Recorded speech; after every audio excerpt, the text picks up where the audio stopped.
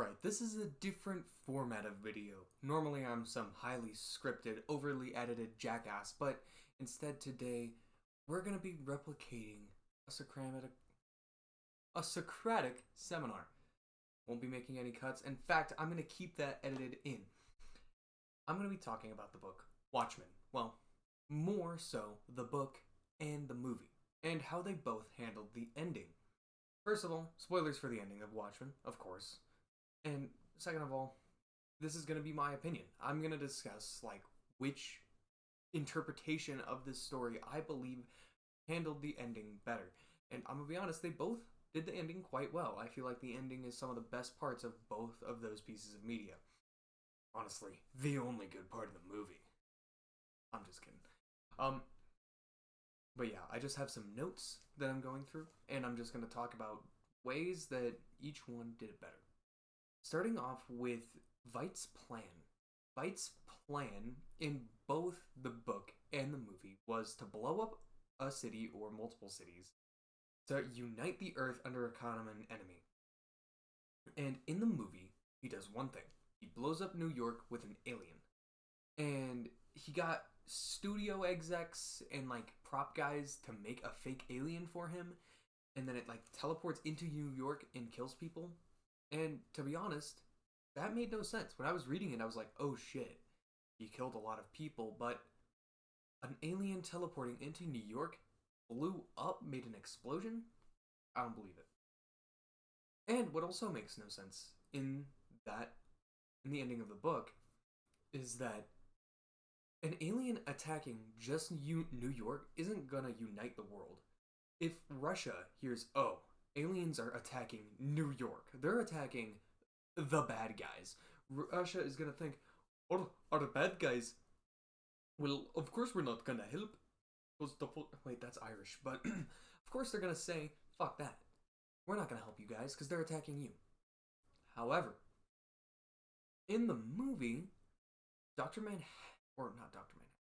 Veidt blows up cities across the entire world, like Hong Kong, Beijing, New York, somewhere in Russia. But it's like a city in every country. And it's, instead of being an alien invasion, he simulates explosions from Dr. Manhattan. Now, Dr. Manhattan being the MacGuffin of the entire story, the entire world getting attacked by him rather than aliens makes more sense. It's more believable. Because in the Watchmen universe, aliens aren't real. Of course, Dr. Manhattan is real, and Dr. Manhattan is known worldwide.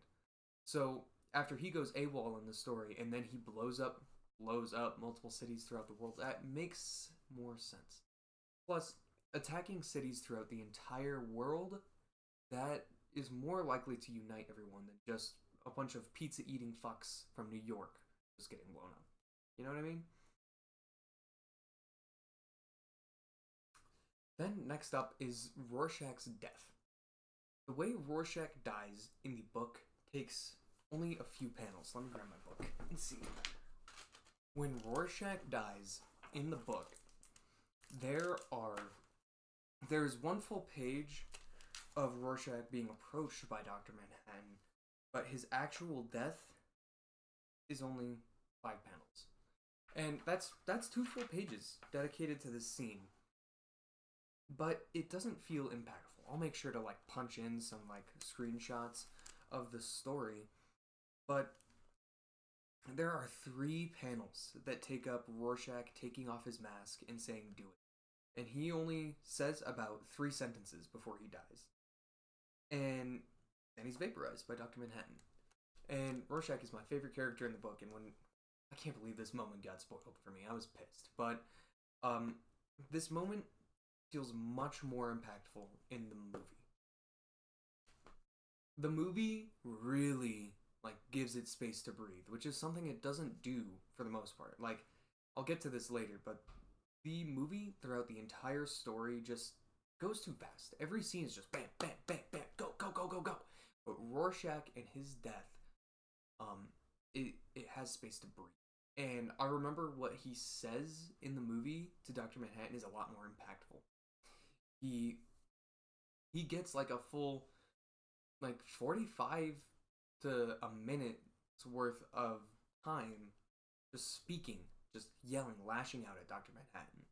And then he he doesn't take off his mask right before he dies. He takes off his mask when he actually starts speaking.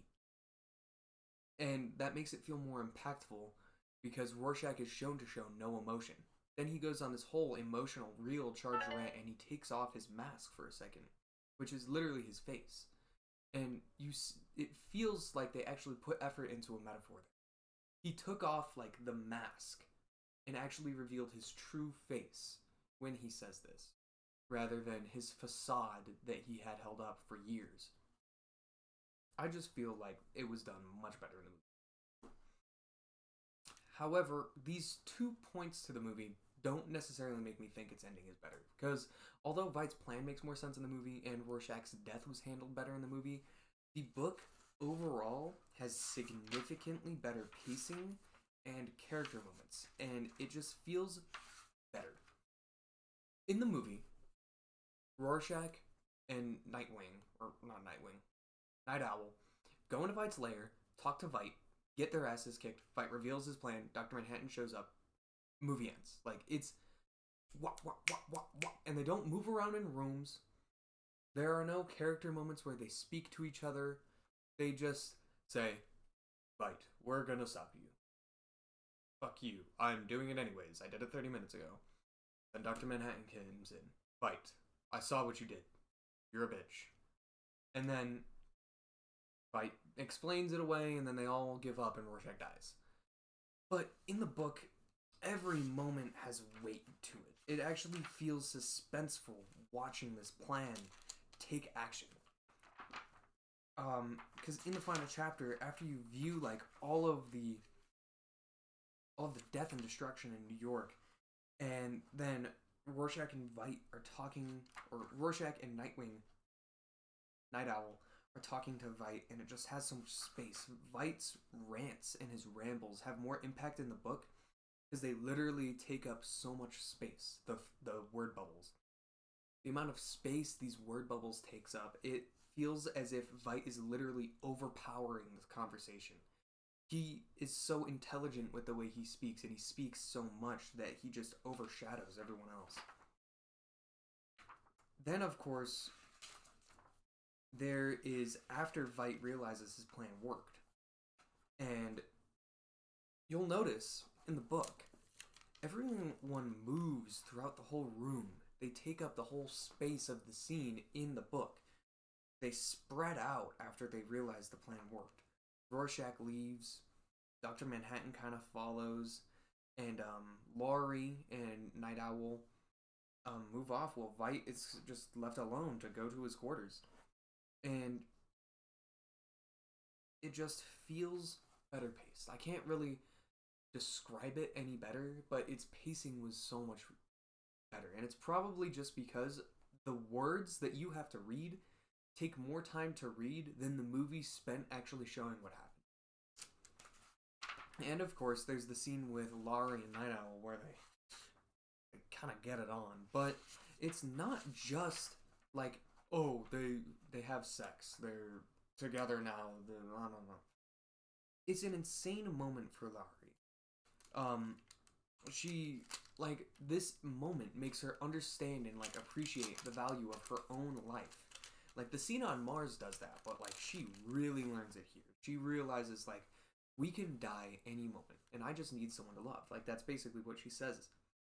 And it's also ties back into the symbolism of the nostalgia perfume.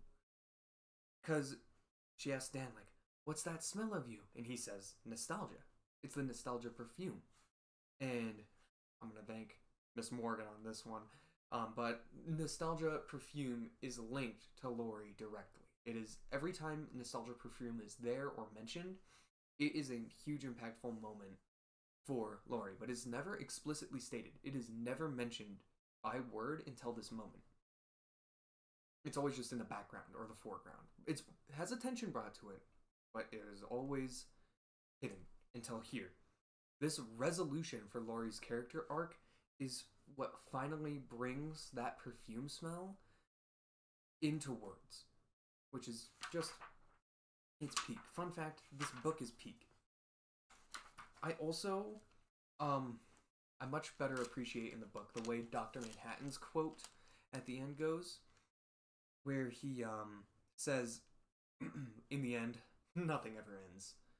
He says it to Vite, which perfectly works in the book. Whereas in the movie, he says it to Laurie.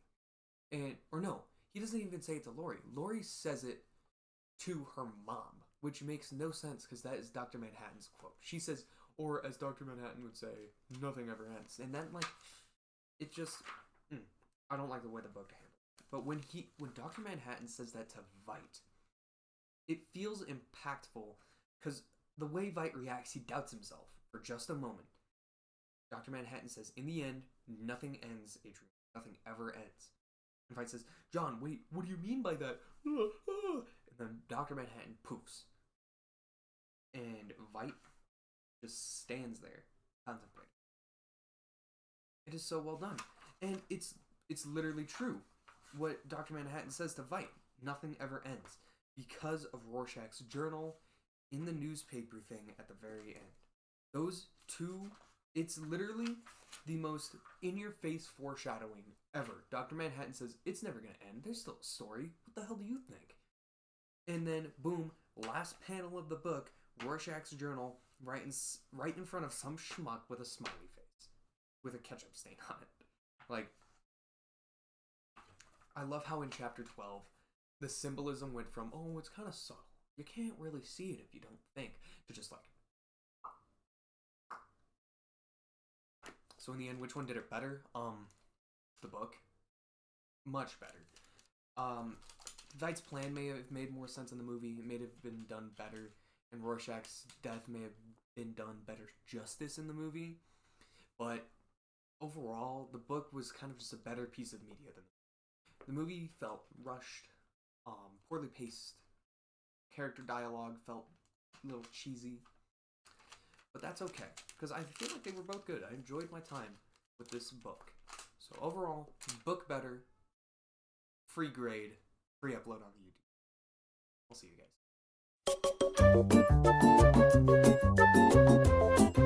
guys.